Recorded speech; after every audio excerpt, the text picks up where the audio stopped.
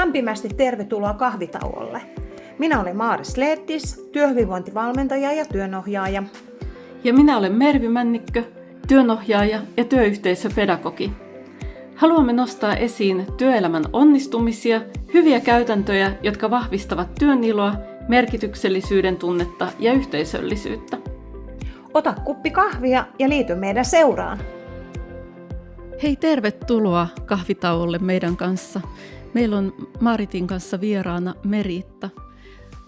Lämpimästi tervetuloa. Ihanaa, että saatiin sut vieraaksi. Haluatko vähän kertoa itsestäsi? Joo, kiitos. Ihana olla täällä. Mä oon Meritta Ahtikari ja oon lentoemännän uran taakse jättänyt puheterapeutti ja työnohjaaja. 40 vuotta työskentelin Finnairilla ja nyt on 10 vuotta sitten ihan päätyökseni toiminut puheterapeuttina ja työnohjaajana. On kyllä mahtavaa kuulla näinä päivinä, että olet jopa 40 vuotta tosiaan ollut ja edelleen sitten jatkat vielä puheterapeuttina ja työnohjaajana. Tähän alkuun tekee mieli kysyä, että muistatko aikaa ennen kuin olet valmistunut lentoemännäksi, että mikä sai sinut kiinnostumaan lentoemännän työstä? Ihana kysymys. Joo, mä palaan ihan lapsuuteen. Mä olin 3-vuotias, kun ensimmäisen kerran pääsin lentämään Finnairilla. Ja matkustettiin silloin isoveljen ja äidin kanssa Tukholmaan. Ja muistan, miten hienoa oli, kun lentoemäntä tuli ja katsoi valkoiset pöytäliinat ja posliiniastiat pikkutytöllekin. Ja se oli kyllä semmoinen vaikuttava kokemus, että ei ole unohtunut. Ja siitä lähti ura aukeamaan. Ja lähestulkoon koulun penkiltä sitten vuoden olin ehtinyt matkailualalla työskennellä ja sitten päätin pyrkiä Finnairille ja pääsin. Ja siitä asti sitten tein sitä työtä tosiaan 40 vuotta. Vähän opiskelin siinä sitten välillä ja näin, mutta päätyö se oli mulle 40 vuotta. Se on aika pitkä lento, 40 vuotta. Niin taas tekee mieli kysyä, että minkälaiset tekijät on siihen vaikuttanut, että olet, voisiko sanoa, ihan viihtynyt Finnairilla? Joo, tosiaan viihdyin kyllä kovinkin hyvin siitä epäsäännöllisyydestä huolimatta, tai voisiko sanoa, että sen takia, että se vaikutti kyllä koko elämän kulkuun. Ja ihan parasta alusta saakka oli työyhteisö ja työtoverit ja jatkuvasti vaihtuva kombo. Et aina vaihtui kohde ja aina vaihtui työkaverit ja aina vaihtui lentoaika. Et sen mukaan joutui sitten niinku itseäänkin siinä säätelemään ja soinnuttamaan. Joo. Minkälaista se työ oli? Mitä se on vaatinut, että siinä on viihtynyt ja onnistunut? Kuulostaa niin vaativalta työltä. Joo, siis omat vaativuutensa siinä tosiaankin oli. Ja kyllä mä sanoisin, että semmoiset asiat, mitkä siihen vaikutti, niin oli tämmöinen kollegiaalinen arvostaminen ja hyvä huumori ja tilannetaju. Ja sitten ehkä tämmöiset niinku työn aikana tapahtuvat kohtaamiset ja mikrohetket ja sekä työtovereiden että matkustajien kanssa. Et ehkä parasta oli se semmoinen yhteisöllinen huumori ja sama hiileen puhaltaminen. Mutta tästä tulee itse asiassa mieleen Finnairin aikakaudesta tehty kirja Taivas, mikä työpaikka. Joo. Niin haluaisitko kertoa? Mä oon itse asiassa lukenut tämän kirjan ja jopa 2 kertaakin. Niin. Joo, Taivas, mikä työpaikka oli tosiaan huikea kokemus, kirjan kirjoittamiskokemus ja se sai alkunsa ihan näistä meidän aikaerokokemuksista. Ja kerättiin tarinoita taivaalta, ihan kaikenlaisia ja sitten niistä sitten niin koottiin kirjaksi tämmöiset, mä en muista kuinka paljon niitä tarinoita oli, mutta kuitenkin. Ja tämmöinen hyvän tahtoinen, hyvällä huumorilla edennyt projekti. Ja se tosiaan meni ihan kuumille kiville sitten, kun se valmistui. Ja parasta siinä ehkä oli se hyvän tekeväisyys lähtökohta, että nämä meidän kirjan tuotot sitten ohjattiin lasten ja nuorten mielenterveystyön hyväksi. Ja se oli niin suosittu, että se käännettiin sitten englannin kielelle ja jopa CNN noteerasi sen. Ja kaikkein kauimmalta tullut kommentti kirjaan tuli Afrikasta. Eli se kyllä vaikutti niin aika monella tasolla ihmisiä. Aivan amatöörivoimin tuotettu tämmöinen kirja, mutta hauskaa oli sekä meillä että lukijoilla. Melkoinen ponnistus tehdä yhdessä tällainen projekti. Kerro siitä vähän enemmän, ja sulla on itse asiassa toinenkin kirja nyt kädessä. Joo. Niin, miten nämä 2 kirjaa liittyy toisiinsa? No, nämä 2 tässä, ja tämä on tämmöinen satukirja Lennokas, mikä sitten tehtiin uuden lastensairaalan hyväksi silloin, kun lastensairaalaprojekti oli meneillään. Ja tähän me päädyttiin sitten niin kuin satujen muodossa ja pyydettiin myös matkustajia lennon aikana kirjoittamaan satuja. Ja niitä on myös tänne kirjaan sitten saatu, näitä matkustajien satuja. Pitkiltä lennoilta niin joku sanoi sitten, että voinko antaa teille, että hän on kirjoittanut tässä näin. Ja semmoinen satu on täällä. Ja sitten tähän tuli mukaan myös Finnairin johtotason ihmisiä. Heidänkin satujaan täällä on muutama. Että hyvin tämmöinen niin kuin ihana kokemus tämäkin. Saatiin monenlaisia juttuja tänne ja niin kuin me sitten kirjantekijät sanottiin, että nämä sadut oli aivan ihania, että saduissa saa revitellä ihan mitä vaan.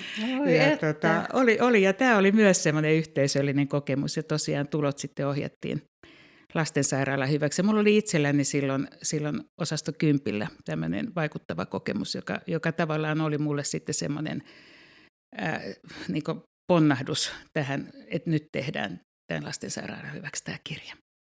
Kuulostaa tosi upealta. Joo, ja sitten miettii siinä, että mitä, kun on tämä edeltävä kirja ja tämä niin kirjojen tekeminen yhdessä, niin mitä sä ajattelet, mitä se merkitsee vaikka teidän työyhteisölle, niin teille ihan lentoemännille ja stuerteille, mutta ihan kokonaisuudessaan, niin Joo. Koko työyhteisölle laajemmin? Mä sanoisin, että semmoinen niin kuin positiivinen näkökulma siihen työhön. Ja nämä molemmat kirjat kuvaa sitä kyllä hyvin, etenkin Taivas, mikä työpaikkakirja. Se kuvaa sitä meidän niin kuin työyhteisön tämmöistä yhteisöllistä hyvinvointia. Et siellä me oltiin kaikki vähän toinen toistemme tukena. Oli pitkiä lentoja, yökaudet lennettiin taivaalla ja aina jollain niin kuin semmoisella huumorin otteella selvittiin niistä lennoista. Ja ehkä niitä tarinoita sitten on näihin kirjoihin koottu. Ja mä pidän sitä kyllä edelleenkin sen työn niin kuin parhaana voimavarana. Et pystyttiin niin kuin toinen toistamme kannustaen sitten tekemään tämä työ niin kuin hymyilemään keskellä yötä, sanotaanko näin. Vaikka olisi kuinka väsynyt ollut, niin hymy ei kuitenkaan sitten niin kuin hyytynyt. Kun ajattelet, että te olette itse kyennyt vaikuttamaan silloin teidän oma myös työhyvinvointiin tällä toinen toistenne niin kuin tukemisella. Kyllä joo. Ja sanotaanko näin, että vertaistuki siinä työssä oli ehkä sitten se meidän voimavara. Et siellä tarinoita taivaalta kyllä löytyy. Ja mä oon kuullut, Maarit on kehunut kovasti tätä kirjaa. Itse en ole sitä nyt valitettavasti nähnyt, koska olen ymmärtänyt, että se vietiin ihan käsistä. Joo, todella. Joo, se vietiin käsistä, että nyt muutamassa kuukaudessa sitten. Ja päätettiin silloin, kun se tehtiin, että tehdään vain se yksi painos. Joo.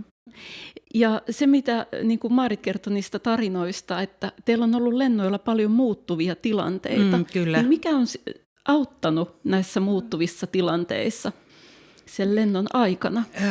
Tilannetaju nyt ensinnäkin ja jokaisesta hetkestä oli otettava kiinni omalla tavallaan. Että mä koin niitä semmoisiksi mikrohetkien käsittelyksi, että siinä saattoi muuttua lentoaika, saattoi muuttua kollegat, saattoi muuttua vaikka kohdekin.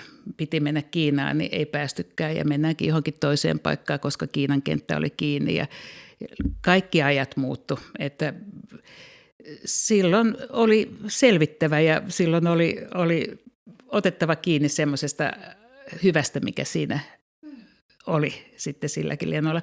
Muistan mua jouluaaton, kun oltiin jo tai se oli aatto, oltiin tulossa kotiin ja Kiinasta lähdettiin silloin ja kone rullasi ja oltiin Kiitoradan päässä ja ihmeteltiin, että no kummallista, että koneita vaan niin kuin moottoreita jyrisytetään ja kapteeni kuulutti sitten aivan yllätykseksi kaikille, että ei päästäkään tänään lähtemään.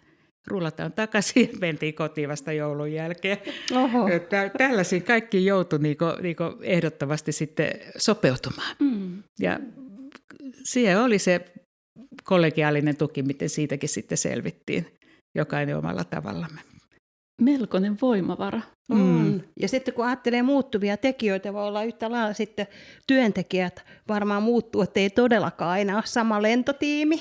Ei oikeastaan koskaan ollut samaa lentotiimiä. Tämän 40 vuoden aikana niin oli vain edestakaisella lennolla sitten sama tiimi, mutta muuttui jatkuvasti. Ei ollut edes niin kuin, että joissain yhtiöissä oli, että viikon saattaa olla sama tiimi tai näin, niin meillä se muuttui koko aika.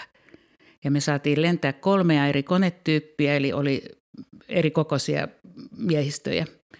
Ja isoissa koneissa tietysti suuri miehistömäärä.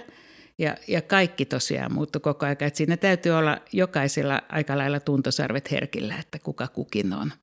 Ja varsinkin ehkä esimiestehtävissä siinä oli semmoinen oma vastuunsa lukea ihmiset siinä briefaustilanteessa, että kuka kukin on ja kuka kenenkin kanssa tulee toimeen ja miten niin kuin käsittelee minkäkinlaisia niin kuin ihmisiä ja tilanteita ja heidän sit niin kuin vuorovaikutusta toisensa kanssa. Et nämä oli kyllä, se oli sekä voimavara että voisiko sanoa, että joskus sitä joutui käsittelemään myös omassa itsessään. Ja joo. Joo. Pohjaako näihin kokemuksiin se vai mikä on ollut syynä, että olet opiskellut työnohjaajaksi? No juurikin tähän kokemukseen perustuu se, että työnohjausta meillä ei valitettavasti Finnairilla ollut. Ja mä tuossa aikaisemmin sanoinkin, että tämä vertaistuki oli tavallaan se meidän työnohjaus. Ja en tiedä, onko näinä päivinä sitten, mutta pitäisin kyllä sitä erittäin tärkeänä tämmöisessä työyhteisössä, että jokaisella olisi mahdollisuus siihen työnohjaukseen. Ja nyt sitten sen työnohjaaja, sä olet työnohjaaja, mutta myös sitten puheterapeutti, niin miten sä ajattelet nyt, kun tässä on kuultu, olet aika myönteisen kivalla sävyllä kertonut 40 vuoden työkokemusta, ja nyt erityisesti puheterapeuttonakin liikut tuolla erilaisissa työyhteisöissä, niin miten sä näet, että mitä nyt kerroit, ja jos peilaa tämän hetken näihin työyhteisöön, niin mitä olet havainnut?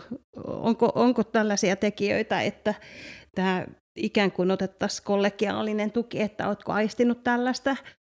Joo, kyllä on aistinut ja lasten, tai siis päiväkodeissa lasten kanssa työskentelen ja kierrän aika monissakin päiväkodeissa ja tulee ehkä just tätä mun entistä ammattitaustaa vasten niin kuin seurattua tätä työyhteisöjen niin kuin kollegiaalista hyvinvointia ja kyllä sieltä nousee esiin sitten semmoiset niin sanotut highlightit, että kellä aistii sen, kellä menee todella niin kuin hyvin keskenään.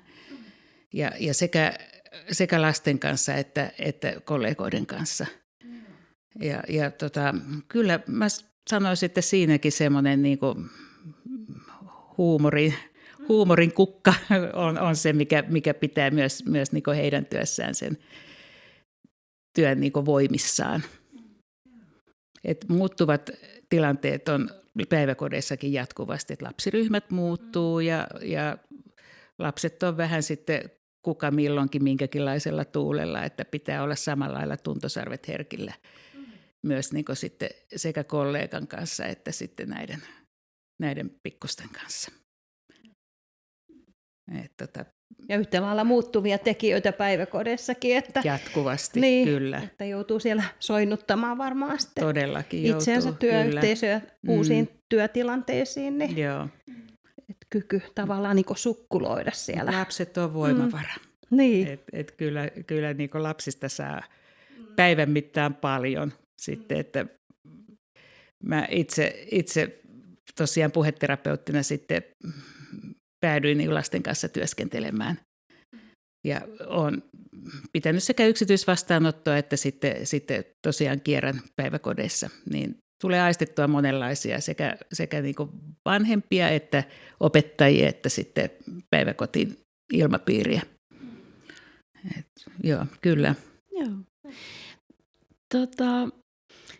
Minkälaisia ajatuksia teillä herää tästä meidän keskustelusta nyt, että mikä jää niin kuin päällimmäisenä mieleen, että mitä työyhteisöissä voisi enemmän kiinnittää huomiota vaikka näissä mikrohetkissä, kahvitauon aikana tai muuten? Joo, no tässä kun mä palauduin jotenkin tuonne Finnairin maailmaan tässä tämän teidän myötä, niin mä pitäisin kyllä ehdottoman niin kuin tärkeänä sitä työnohjausta. Tai mulle jäi mieleen se, että se olisi ollut jo kiva Finnairillakin, jos olisi ollut sitä työnohjausta siitä huolimatta, että meillä niin kuin kollegiaalisesti meni hyvin.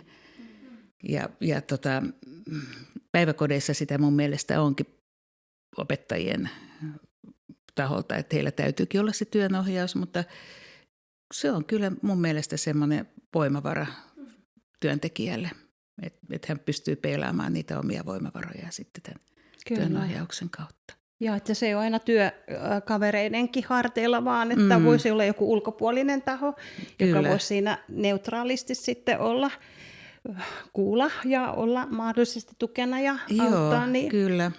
Ja jos nyt vielä ajattelen tätä mun aikaisempaa työyhteisöä, niin erityisesti ehkä silloin niin kuin lennon esimiestason työnohjaus, eli pursereiden työnohjaus, että heillä on aika iso vastuu siinä sitten näiden työpäivien ja työrupeamien onnistumisessa.